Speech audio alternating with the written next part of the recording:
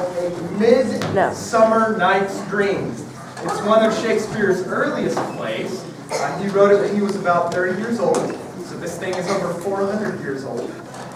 It is a really fun play. Yesterday's play, Romeo and Juliet, I know many of you were there, is what's known as a tragedy because it has a very sad ending. Today's play is a comedy, not because it's funny. It does have funny parts, just like yesterday's play, but it's a comedy because it has a happy ending. So hopefully, we wanted to end the second day with a comedy, so hopefully you guys would have good feelings rather than just like, oh man, everybody didn't make it out of that play alive. Don't worry, everybody makes it out of this play alive. Yeah. Everybody living, yeah.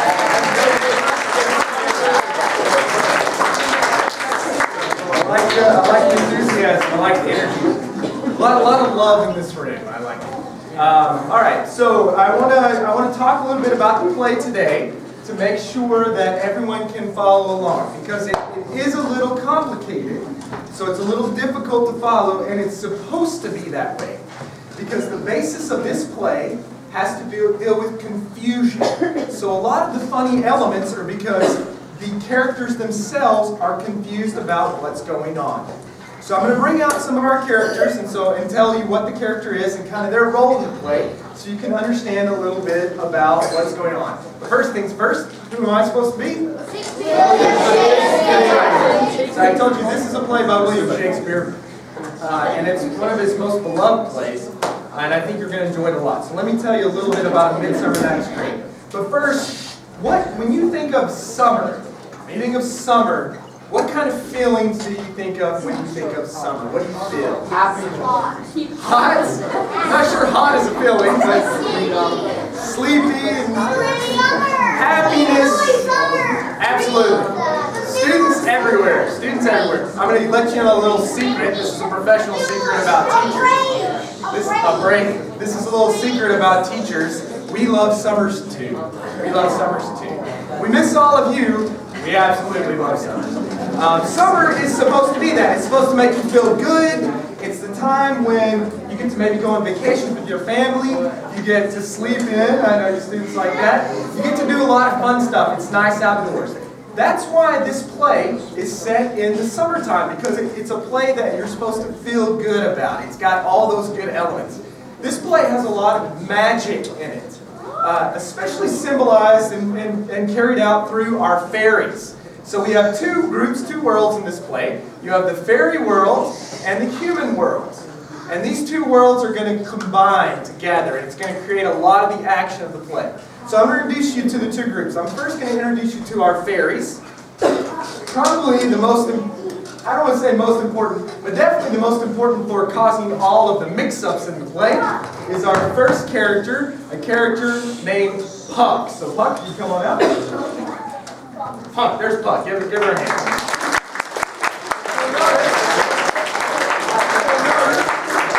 Puck has in her hand 2 flowers. Now these are magical flowers.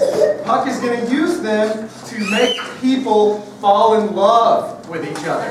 And that's where the problem's going to happen because she's kind of a doofus. Not really, but the character is. And she makes mistakes and she causes the wrong people to fall in love with each other. She messes up and that causes a lot of problems in the play. Thank you, Puck. Alright, so Puck is the assistant to a couple of our fairy characters. That is King Oberon and Queen Titania, the king and queen of the fairies. Oberon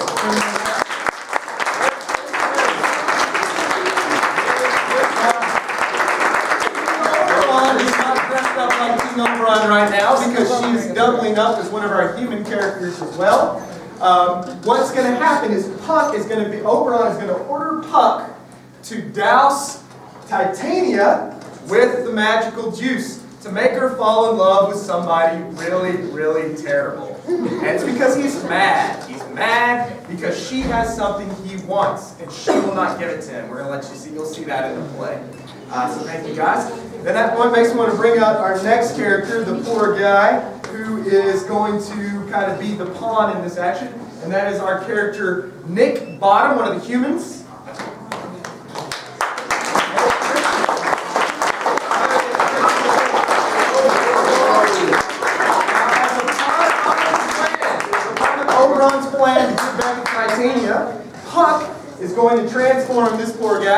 into having the head of a donkey. So you will see him with a donkey mask on. And that he will cause Titania to fall in love with a guy who has a donkey head.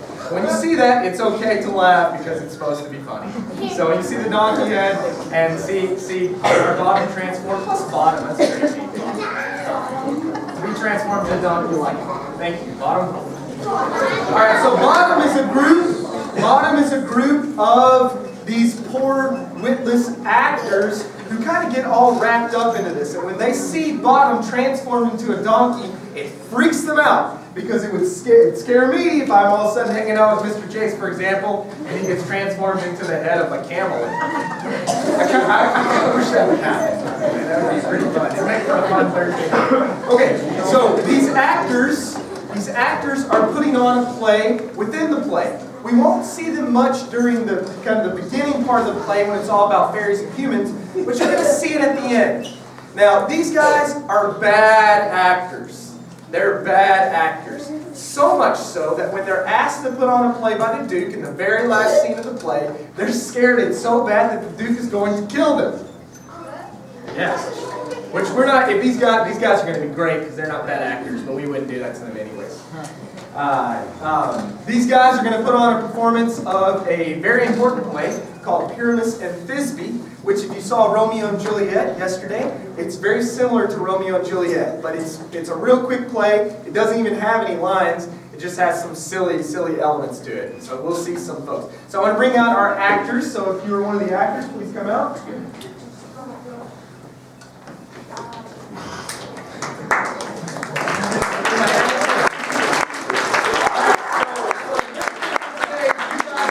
Actually, two plays. Our actual play and the play within the play. Thank you, guys. Let's see. Last but not least, the last group I want to bring out are the humans. These are two boys and two girls, 4 people. And these people are just normal guys. They're normal guys and girls. Some of them like each other, some of them don't like each other. Some of them like each other and the other person doesn't like them. It causes a whole lot of problems. Summer brings all those feelings of eternal love and all that stuff. Some Shakespeare is really into all that love stuff. So I want to bring out these 4 guys and tell you their names because this is where a little bit of the confusion might come in. Because they're the ones that get all mixed up, loving people who they shouldn't love and people that they love not loving them back. And it causes all sorts of problems. It causes fights. You're going to get to see another fight scene. This time, no swords. This is hand-to-hand combat. So you'll see another fight scene in our play today. Don't worry, there is a dagger. And there's always daggers. Even in the comedies, there's daggers. So these guys, I want to bring these folks out and I'll just tell you their names so you can follow a little bit along. But if you're confused at any moment, it's okay because you're supposed to be. So can I get my, there we go. This group are called the 4 Lovers, so you can give them a hand. Alright, so we have Helena on the far end. And you should feel very sorry for Helena because Helena loves someone who doesn't love her back. And that is, and who say Demetrius. Demetrius is our first male character. Demetrius is kind of like, get away from me, Helena, I don't love you. Instead, he loves Hermia. Hermia is the kind of girl that everybody's fighting over. And so Hermia, she will get all upset because she loves Lysander, our second male character. But her father is making her marry Demetrius. So it causes all sorts of problems. And Hermia and Lysander will run off into the woods from Athens. Helena and Demetrius will follow soon after. And that is when they will run into the fairies. Alright? So you guys ready to see that story? Yeah! Alright, you guys go on out. Alright, well, without further ado, we'd like to present to you A Midsummer Night's Dream.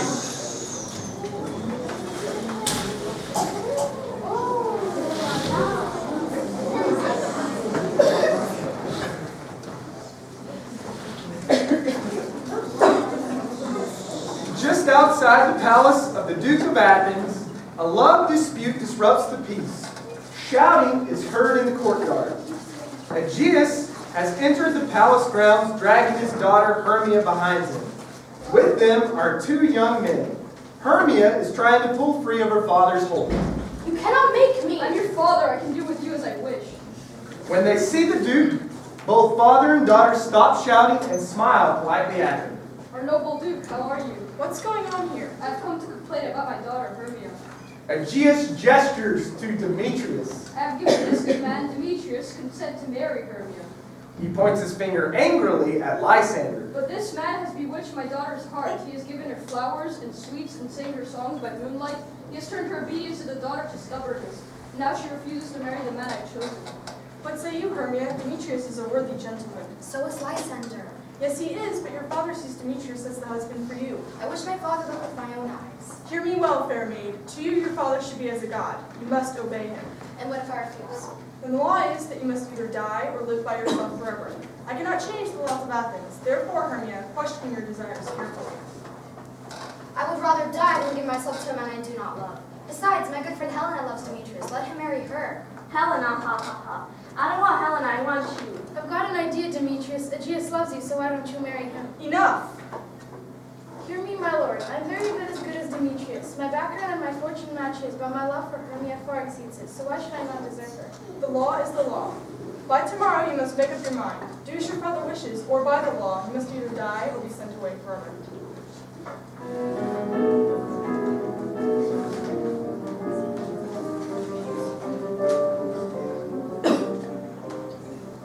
After the others leave, Hermia and Lysander linger in the palace courtyard. Hermia begins to cry. Oh, why must I choose love by another's eyes? Why are you so sad? The course of true love never did run so smooth. Hear me, gentle Hermia. I have a plan. Hermia suddenly stops crying. Lysander looks over his shoulder to make sure no one else can hear him. I have a widow aunt. She has no child and thinks of me as her only son. She lives far from Athens. The law cannot pursue us there. Go on. If you love me, then sneak out of your father's house tonight. I'll meet you in the woods out of town. We'll go there and be married. Will you do it? Oh yes, Lysander, yes, by all the vows that ever man broke or ever woman spoke, I'll be there, I swear it. As they embrace, Helena enters the courtyard, surprising the two. Fair Helena, You call me fair? Demetrius thinks your eyes as bright stars and your voice a sweet melody. He loves you, not me. How do you do it? I frown upon him, yet he loves me still. I smile upon him, yet he hates me still. The more I hate him, the more he loves me. The more I love him, the more he hates me. Tomorrow that may all change. Why? What then? Lysander and I are running away. Once I'm gone, Demetrius will surely return to you. Hermia hugs her friend. Lysander, I shall remain in the wood where you and I often traded secrets. Then we shall flee Athens. Farewell, Helena. I'm as fair as Hermia, fairer, yet Demetrius does not see it. I guess love looks not with the eyes but with the mind. Helena suddenly has an idea. Maybe I can win Demetrius' heart by telling him of Hermia's escape. Yes, he'll be so grateful he'll fall for me.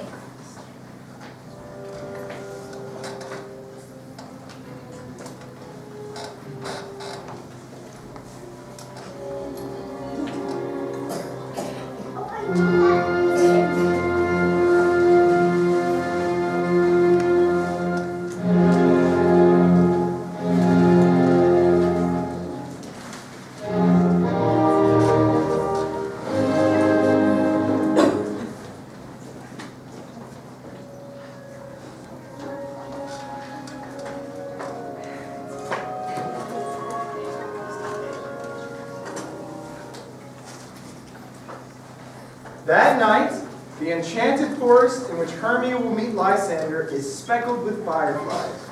But sparks of a different sort also fill the air. An argument between the king and queen of the woodland spirits has been brewing. I must have that changing boy that Titania found. She is taking him into her train of fairies and is keeping him with her, that he may serve me and run with me through the forest. A short way off, pixies and spirits weave their charms over flowers and brambles. Robin Goodfellow, or Puck, the Spirit King's impish messenger, flies in. What are you up to, spirits? Over hill and dale from brush to brush, flood and fire. We wander seeking dewdrops here, place them in the blossoms here. Soon our spirit queen comes. You do well to keep your queen away from here. Good King Oberon is news, and he's in a foul mood. Here she comes now. When they see Oberon, the spirits immediately scatter. It's nice to see you, Titania. Nice to see you too, Oberon. Do not turn away from me. Am I not your lord? Not when you act so jealous. A ruin disturbs my pixies that broke. They no longer can keep fog from land or frost up over. Instead, they run to hide in acorn cups. Nature itself is so confused, the world no longer knows what season is which. A simple remedy would mend that, Titania. Give me the child. Caesar pleading, Oberon. He is mine. Leave us to our work. My spirits and I will fly off. Away! Go if you will. I'll torment you for this stubbornness. Come here, Puck. Remember that exotic purple flower I showed you once? A single drop of its juice will make someone fall madly in love with the next thing she sees. Bring me that flower. I'll circle the earth in a flash and bring it to you. When Titania sleeps, I'll drop the juice into her eyes. When she wakes, she'll fall in love with the next thing she sees, be it monkey, bear, or bull. I will not remove the spell until she yields the boy to me.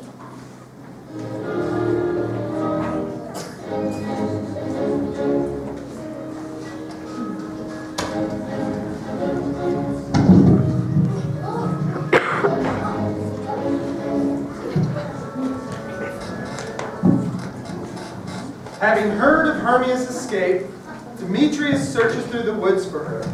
Helena shadows him. They enter Oberon's domain. What motives are these? I make myself invisible and eavesdrop. Demetrius stops. Helena, right on his heels, bumps smack into him. Stop following me. You said Lysander and Hermia would be here. Now where are they? For the last time I say I do not love you.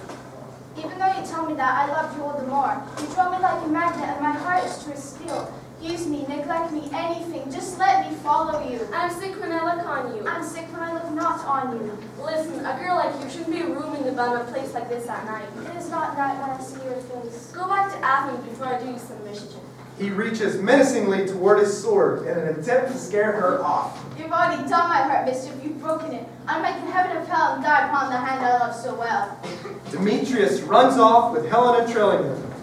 Oberon, still watching unnoticed, feels very sorry for Helena and decides to help her. I promise that before that young man leaves this grove, it will be he who follows you seeking love. Puck suddenly appears. My king, here's the purple flower you requested. Ah, give it to me. I know a band for a wild time blows. Then if Titania takes her sleep at night, I shall, with this juice, cause her to fantasize. Listen carefully, Puck. I want you to search the forest for a sweet young woman and an arrogant young man who scorns her. Drop this juice into his eyes, so that the next thing he spies is this lady. You know him by his Athenian clothes. I'm your devoted servant, and will do as you wish. Fear not.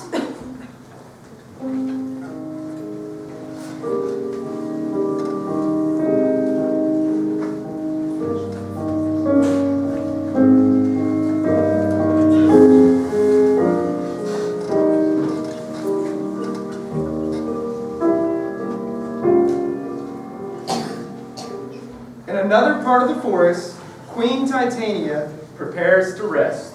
Come, pixies, birds, urchins, and elves, sing me to sleep. Spotted snakes with double head, thorny hedgehogs, be not seen. Newts and bloomers do not roam. Come not near our pixie queen. Away now, all is well.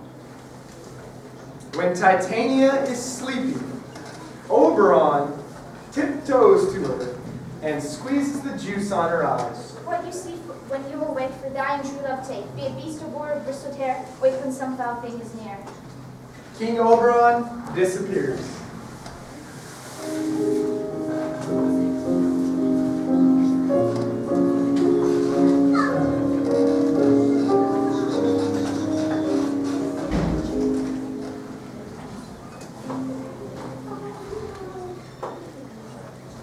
While this is going on, Lysander and Hermia stumble exhausted through the forest. We've lost our way from so much wandering.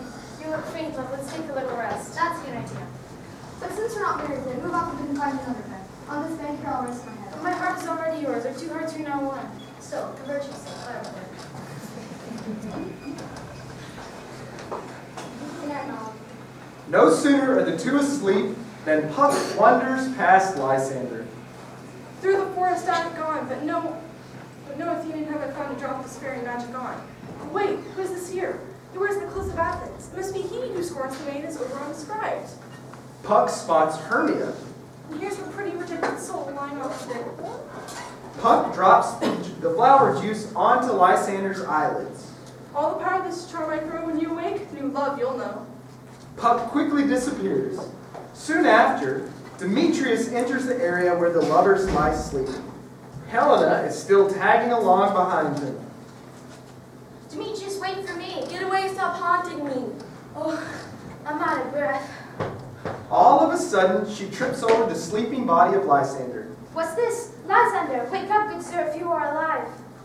Lysander sits up and rubs his eyes.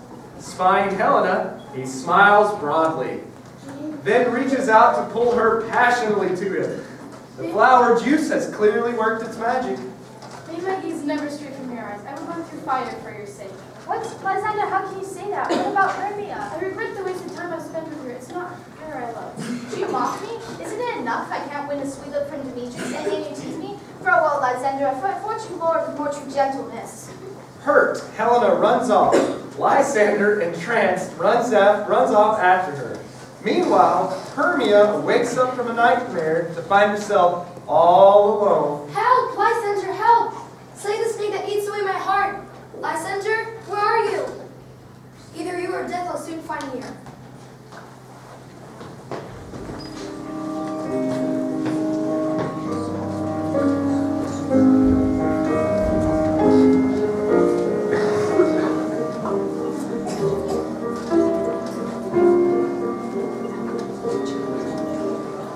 Having completed his mission for Oberon, Puck spies a few common working men traveling through the woods. What homespun bumpkins are these? So near to where the Pixie Queen sleeps. I think I'll play a joke on them. Rough cut and unwashed, these knuckleheads stumble along the dark path. I thought you moved away. Bottom scratches his unkempt beard, In faith, nothing looks quite the same at night. and Al hoots. Wow, who said some beast? I'll stay here, you check it out. You're large, you go. Bottom is pushed off alone. Puck, who's been watching the cowardly bumpkins with amusement, can't control his urge to play a joke on them anymore. In a flash, he magically changes Bottom's head into that of a donkey. All clear. Oh, monster nature, hunted, help! The workmen run in circles, hollering. Puck, watching the scene, has to cover his mouth so as not to laugh aloud. What? They're trying to scare me. Where's the bottom your transform? Bottom's companions run off, leaving him alone. They're trying to make a rear end of me. I'll show them. Those things go loud. They'll hear I'm not afraid. La la la la. In her nearby chamber, Queen Titania awakes, stretching. She spies Bottom and hears his singing. What angel wakes me from my childhood? Sing again, gentle mortal. La la la la la la. Titania gazes with love-struck eyes at Bottom. She advances toward him and whispers sweet nothings in his long, furry ears. My eye has taken thy shape.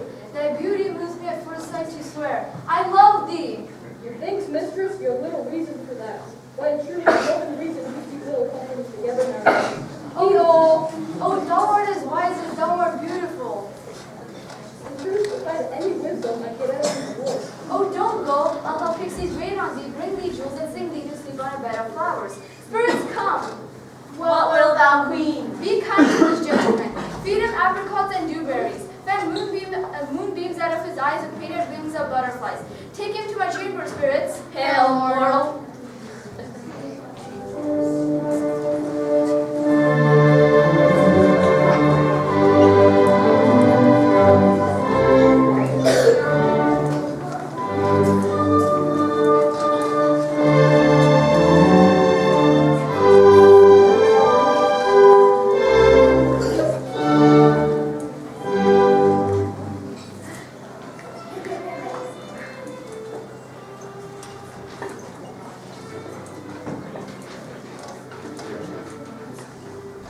How now, mad spirit Puck? Has Titania awakened yet? What creature has she fallen for? My mistress is in love with a monster. Near her resting place, I happened upon a troop of unlikely fools. Biggest one of all, I fixed upon him the head of a donkey. He scared them so much that they ran off and left it. Whereupon Titania awaked and straightway loved the donkey. This is working out better than I had planned. And as for the Athenians, did you do as I said? I found him and the woman sleeping nearby. His eyes are touched with purple drops, so as soon as he awoke, he would see her. Suddenly, from different directions, Demetrius and Hermia wander into Oberon's lair. These are the Athenians. Make yourself unseen. This is the woman, but not the same man. My love, You! What have you done with Lysander? I haven't done anything with him. Your harsh tone pierces my heart for I'm so marry you. Never! I can't talk to her when she's so fierce. Oh well, let her go for now. I'm weary. I'll take her short now. He lies down and stretches out for a nap. Puck, this is the same man, but not the same woman. Have you made a mistake? You used to love another woman, not this one. Fate must have meddled with my hand, for he wears the clothes of Athens you described. Can we mend what has been mixed up? Go find the other woman and by some magic bring her here. I charm its eyes until she appears. I go swifter than an arrow. Puck vanishes.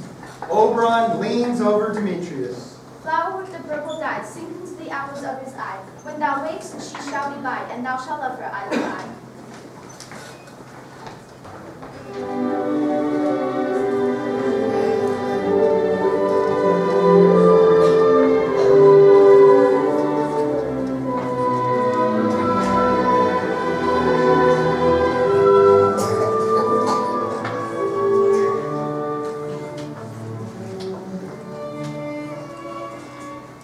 Puck manages to find Helen and Lysander and uses magic to lure them to the place where Demetrius lies sleeping.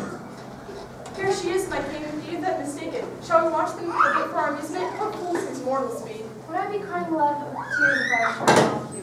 You're so cunning. Have you thrown away your vows to Hermia? I regret the least time I spent with her. Nor have you in the right mind to give her up. Let her go to Demetrius. He loves her and doesn't love you. All of a sudden, Demetrius wakes up and spies Helena. Helena, God is divine. What shall I compare thee to? Let me kiss this princess. What? Are you both bent on making fun of me? First you rivaled to love Hermia, now you rival to mock me. Demetrius, I'll let you marry Hermia. You let me marry Helena, for I love her to death. You keep Hermia, my feelings for her have vanished. Now my heart is run wholly to Helena. Look, here comes Hermia. There you are, Lysander. Why did you leave me? Why should I stay when the love of Helena has called me away? What? Say it is not so.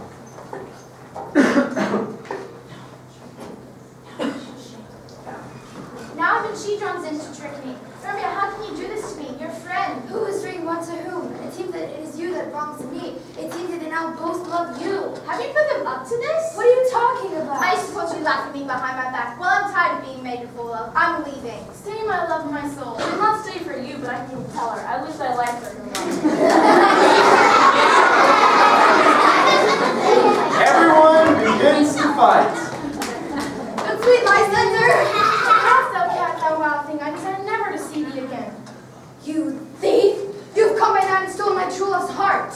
Have you no shame? How low would you go that you would turn me, you little puppet? Are you insulting my heart? As you look, I see nothing that you already are. But then you're not so sure that my nails cannot reach your eyes. Gentlemen, do not let her hurt me. Even though she's little, when she's angry, she's a fierce vixen. Insults, let me at her! I swear, Hermia, I've never wronged you. All I've done is told Demetrius that you fled to these woods and think he'd fed me with his devotion. All he's done is led me to these wild beasts. I'm going back to Athens. Good. Who's stopping? Lysander and Demetrius make it clear that they are. They look at each other and fiercely begin to fight again. Come now, Demetrius, let's see who has the right to Helena.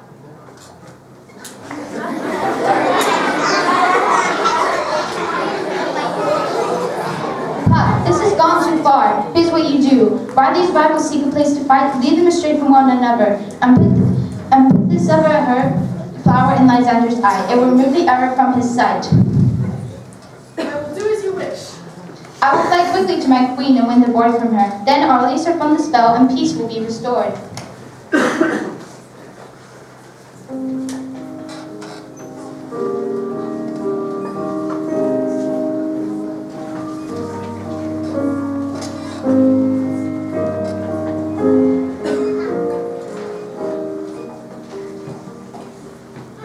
Puck finds Demetrius and Lysander fighting in a grove. He causes them to lose each other, then he makes them both drowsy. Helena stumbles into the same grove and sinks down to rest. Oh, weary night. What? Only 3? 1 more makes 4. Here she comes. I can't no further grow. My legs cannot keep pace with my desires. I'll rest here till the day. Hermia lies down and falls asleep, joining the others. When all 4 Athenians are asleep, Puck doses the right guy, Lysander, with the flower. On the ground, all sleep and sound, I apply to you, gentle lover remedy. When you wake, true delight you'll take in your former lady's eye. Jack shall have Jill, nothing will go ill, and all shall be well.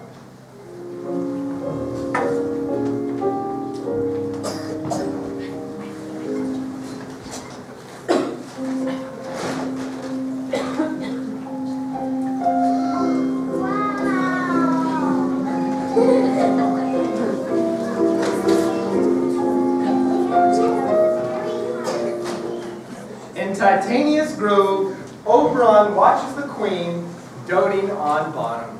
Come sit with me and let me play your furriness. My pixie silk brown flowers are on your neck while I kiss their great long ears. Scratch my head, Pixies. I must guess the barber, for he thinks I'm marvelous hairy about the face. Would you like some music, perhaps a bite to eat? Surely I crave a bag of oats, or perhaps a good bale of hay. No bother, I feel sleep coming on. Sleep, and I'll hold thee in my arms. Spirits away! Oh, how I love thee so. Puck suddenly appears beside Oberon. Welcome, Robin, good fellow. Isn't this a sweet sight? But I must say, in truth, I'm beginning to pity Titania. While she was under the spell, I teased her till she begged me what favor she could do for me. I told her to give me the changing board, and she did so straight away. Now I'll remove the spell. He touches the flower to her eyes. Wake now, my sweet queen. Oh, Oberon, what visions I have seen. I dreamt that I loved a donkey. There lies your love. How did this happen? Oh, how I love the sight of him now. Puck, take this hint from this fool. Come, Titania, join hands with me, and we shall soon dance at these sleeping lovers' weddings. Come along and tell me how it came to pass that I was sleeping with a donkey.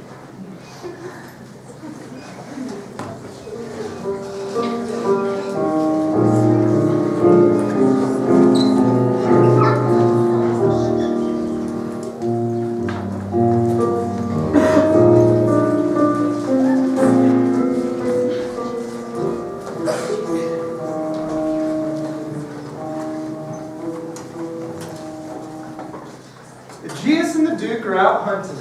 They stumble upon the 4 sleeping Athenians. What would these some peace? No nymphs, but my daughter, and Lysander near. And here is Helena and Demetrius. This is the day Hermia is to make her choice, is it not? We'll wake them with our hunting horns. Horns are sounded. And the couples wake up. Stand up and tell what you were doing here. In truth, Hermia and I was stealing from Athens to be wed. My lord, I must invoke the law. They nearly defeated us and deprived you of your wife. But I love Helena now, and she loves me. My desire for Hermia has melted as the snow does. Please, sir, allow your daughter to free of the man she loves. I guess I'll do that. And lovers, we meet with good fortune. Aegeus, these couples shall be wed at my palace. We'll hear the whole story later. We'll have a great feast. Come away all. The Duke, Aegeus, and the others depart. Hermia, still sleepy, rubs her eyes.